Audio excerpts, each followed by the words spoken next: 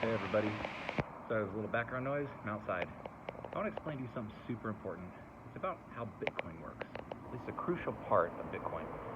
And I want to explain to you why it's so important and how it empowers all of us to take the power back from the central banks and thus from the anti-family courts so we can reclaim our role as fathers and mothers in our parents' lives. That's the primary goal. That's my primary goal. Has been my primary mission for I would say going on, since 2013, 2014. So, 11, 12 years? A minute. So here's how it works. So Bitcoin is protected. Sit down so Bitcoin is protected by encryption. Now encryption requires what's called a public and private key. Now, you don't have to know what that is. I'm going to explain it in super easy terms. So everyone knows how a lock and a key works, right? Or maybe you don't. Maybe you don't know how the internals of a lock work, and that's okay. But everyone's used a lock and a key. That's the important thing. They're everywhere. They're what we call ubiquitous. They're everywhere. Word of the day, ubiquitous. Yes, the more you know. So you take a key, and if you turn it sideways, it has these little cuts from the top down cut into it. Those are called key slots or keyways or key cuts. And what happens there are these little pins inside the lock that have springs that push the pins down. And those pins have different lengths. They call those pins tumblers. Now when you put the key in, it moves the tumblers up the distance that is the same distance as the key cut in the key. So the length of that key cut acts kind of like a number. It acts exactly like a number. As a matter of fact, like a standard house key has, I believe, don't quote me on this, but I believe 5 key slots or keyways. And I don't know, I'm not a locksmith. I know about cryptography and I know how it relates to locks, but so don't quote me on all of this. But I believe it's about 6, I think, 6 or depends on the lock, depends on the key. So if you think about it, you've got, let's say 5 key slots, 1, 2, 3, 4, 5, and then you have, let's say 6 depths.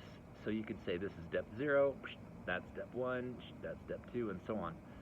So the further down you go, the higher the number is. Make sense? Now if you take those numbers, so if you have, there's 6 possible numbers in the first keyway, 0 or 1 through 6, right? There's 6 possible numbers in the second keyway, and then there's 5 of them altogether, so 6, 6, 6, 6, and 6, right? The way the math works on that is actually pretty brilliant. It's pretty simple too, and it's easy to visualize if you know how a key works. The way that the math works is there are actually a maximum number of passwords or a maximum number of keys you can create for a given lock. And so, hypothetically, if you were an expert locksmith and you had a machine that could create keys super quick, right? Imagine you had that. Those things exist. Imagine you're a locksmith and you wanted to be able to open any, quick set lock in the entire world. All you'd have to know is how many key slots are there, how many depths are there for each one, and then you could simply cut one key for each combination, right? And how many keys would that be that you would have to tote around in your little ditty bag? Here's how you do it. You take 6. There's 6 numbers in the first slot, and then there's 6 in the second. So you go 6 times 6 times 6 times 6 times 6. So 6 raised to the 5th power. That's all that is. When you raise something to a power, or an exponent is another way to say it. So all you're doing is you're taking a number and multiplying it times itself that many times. And in this case, we multiply that number times itself 5 times because there are 5 keyways. Make sense? Pretty easy, right? So I don't know what that big number is. It's some really big number. You could take your calculator out and figure it out. But it's some really big number. So I don't know how many. Let's just say 10,000, 100,000. Who knows? I can't do that math in my head. I'm not the Rain Man. I wish I were, but I'm not. But it's not too tough, right? So if you cut all of those keys and you carried them around with you in your little ditty bag, you could then try them all on a lock. That's a problem, isn't it? Let's just say there are 10,000 possible keys, for example. hypothetically, if there were 10,000 keys, how long would it take you to try each key? And then, how long would it take you to try 10,000 of them? So let's just say, hypothetically, it would take you, 1 second to try each key. Let's say you're super good at getting it in there, turn it, and pulling it out. So you got to put the key in, you got to turn it. If it doesn't work, you got to turn it back, and you got to pull it out, right? And you got to grab the next key. So how much time does it take you to do that one cycle, that one iteration? If you can do that in a second, you're pretty darn good. I couldn't. I'm guessing on average over 10,000 tries. Imagine you're going to get tired, your arms are going to get tired. If it takes like a few hours, you're going to get hungry, because we're people, right? We have needs, we have wants, we have desires, all that stuff. We need water and we get thirsty. So let's say you were super fast and you could do 1 per second, and there was 10,000 different keys you got to try. So that would mean it's 10,000 seconds. So how many minutes is that? I don't know, but it's something in the order of let's see, I think 600 seconds, I believe, is 5 minutes. So that'd probably be let's say an hour or two, give or take, ballpark. Maybe 2-3 hours, I'm not sure. But it'd take a number of hours, right? So you'd have to sit there and try every key, and you'd have to do 1 per second. You'd have to be really super fast at doing that, not get tired, not get thirsty, not have to go pee. And you'd have to do it, let's say it takes 3 hours, just hypothetically. So you'd have to sit there to get the lock open using this method. If you have every possible key, it'd take let's just say 3 hours. That would mean you'd have to sit there, do this as fast as you can, without someone coming along and seeing you there, attempting to open the lock, right? Because if someone comes and sees you, they're going to, hey, what are you doing? You're breaking into that lock, and they're going to call the cops. Cops are going to come, arrest you, as they should, and then boom, you're caught. You couldn't do it even that easily. Even if you have every possible key, it's still really tough. That is the basic mechanism that protects every cryptographic system. It's the same mechanism, interestingly, that protects the locks on your home, the locks on your car, the safe on a bank. Every lock known to man and woman, it's that same mechanism. And you know what the key thing is? No pun intended. The key thing is that actually protects it, if you think about it. It isn't the lock, it isn't the keys, it's time. Time protects it. Because the more key slots you have, and the more digits in each keyway, the more time it takes. So it's really time that protects your locks and your house and your car and your valuables in the bank and all that stuff. Sit all the way down. So that's a very important thing I want to impress on your mind, is it's time. Time is what protects almost everything, more than you might imagine. If you noodle on this and you just watch and you pay attention as you're walking around throughout your day, you'll notice this plays into a lot more things than you might have ever thought. It plays into almost everything, just about everything. So it's time. So, we just did a very simple example where we talked about everything, something that we can all relate to. Because I want to give you something you can relate to understand the concept. Because once you understand the concept, and the concept I'm trying to explain is encryption and decryption, okay? Big words. All they mean is when you encrypt something, it's equivalent to taking that lock and putting it on a lockbox. So you put some stuff in a lockbox. Let's say you put a message into a box. And let's say this box is made of some imaginary material that can never be penetrated, can never be broken, it's unbreakable. It's made out of vibranium or something like that. For all you X-Men fans out there, or maybe it's Captain America, I don't know. Sue me. Or don't. Either way. But let's say you put a message into a box and you put this lock on it, and it's the same exact lock using the same exact mechanisms as a lock on your home. And then all of these things we just talked about are true. All these assumptions that I'm making are true. Then it would take you about, someone could crack into it in about 3 hours. But let's say you want to put a lot of money into this box. Let's say you want to put like, I don't know, 10 grand or $100,000. And you want to keep it safe by burying it in some random location like pirates used to do. Because that's what protected all their jewels and stuff, right? They would bury this box in a random location somewhere out in the seven seas. So it was the randomness that protected their jewels and their gold, right? Randomness, being in a random spot. Interesting, right? But then if you happen to find that random spot, you'd still have to crack open their lock, which then it takes you time. So there's an interesting relationship between time and randomness. And it all plays into Bitcoin, it all plays into everything. So let's say you wanted to make something more safe, you want to plant this box somewhere and you want it to be impenetrable.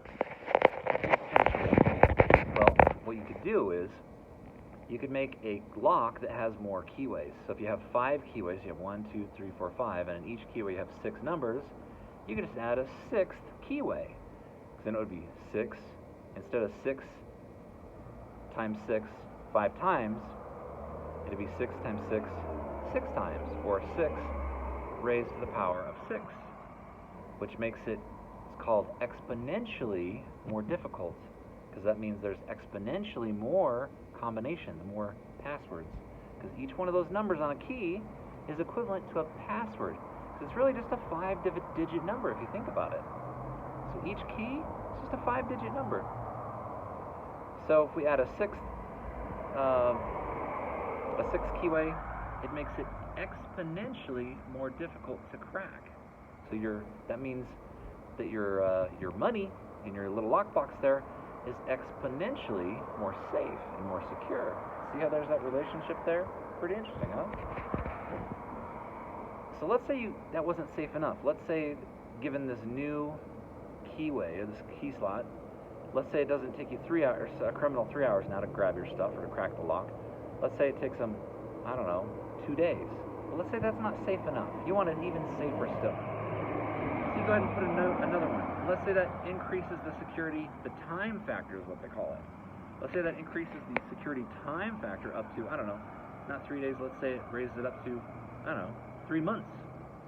But that isn't safe enough. Let's say you keep going, and you keep going, and you keep going. Each time you go, it's exponentially more time. So it'll go from like 3 months to like, oh, I don't know, 3 years, to then, or maybe it'd be like, I don't know, 5 years, and then it goes to, 100 years or something like that. But if you just keep going, eventually you'll get up to millions and millions and even billions and trillions of years. And you'll be surprised you don't have to add that many keyways, that many slots. It's remarkable how fast the difficulty increases. This is the same exact thing that protects Bitcoin. It's the same exact concept that protects Bitcoin, cryptographic systems, banks, everything. So what they do with Bitcoin is, so remember our little keys, and they had six possible numbers in the first slot? Well, what they do is they take 58 possible numbers. So imagine a key that's really, really tall. So tall you can put 58 different, what do they call them, having a brain fart. Positions, key numbers. And then let's say, instead of 5 keyways or key slots, let's say you take and make that all the way up to 256 of them. That's going to give you a really large number of passwords or of possible keys that you would have to make, right? And if you can only try one every second, you can see that it would take eons. And the amount of time it would actually take you. So right now, this is what gives Bitcoin its security. If you had, hypothetically, if you had a magic wand and you went poof, now you've got access to every single computer in the entire world. Every single one. Including all the supercomputers, all the GPUs, every single one. And you had all of them trying passwords as fast as they can go. They call this method, by the way, the brute force method. It is said that you would be attempting to brute force the password. And that's all it means. It's the same thing as trying every key. You're simply trying every possible password that is possible. And if you can calculate how many passwords that is, and if you can estimate how many passwords you can try in each second, now you can then determine exactly how long it would take you to brute force a Bitcoin password. Now that's what some very, very smart people much smarter than I am, have done. And it turns out, if you could have all the computers in the world trying, and by the way, a computer doesn't just try one key per second. A computer tries thousands of keys in a single second. Computers are incredibly fast. Thousands of keys in 1 second, just with a little tiny laptop. So if you multiply that times the millions and maybe even probably billions of computers that are in the world, that's an astronomical number of keys it can try each second. That's still not fast enough. That's still not enough to hack Bitcoin in a reasonable amount of time. Given, if you had all that power right at your fingertips, all the power in the world, the computing power in the whole world, it would take you 4 times the amount of time that the entire universe has been in existence. And the universe has been in existence trillions and trillions and trillions of years. That's what makes Bitcoin secure. If that isn't secure, I don't know what is. So I hope this all makes sense. Hopefully I've demystified out on the street. So I'm giving you street cryptography right here, because I'm literally out on the street. There are cars driving by. I'm giving you street cryptography. No special effects. No nothing. Just a good example. And, you know, some really smart people that did a lot of good work before I ever got here. So thanks to all you brilliant folks out there who do all that great work every day. So, there it is. Until next time, stay frosty, and as always, stay strapped.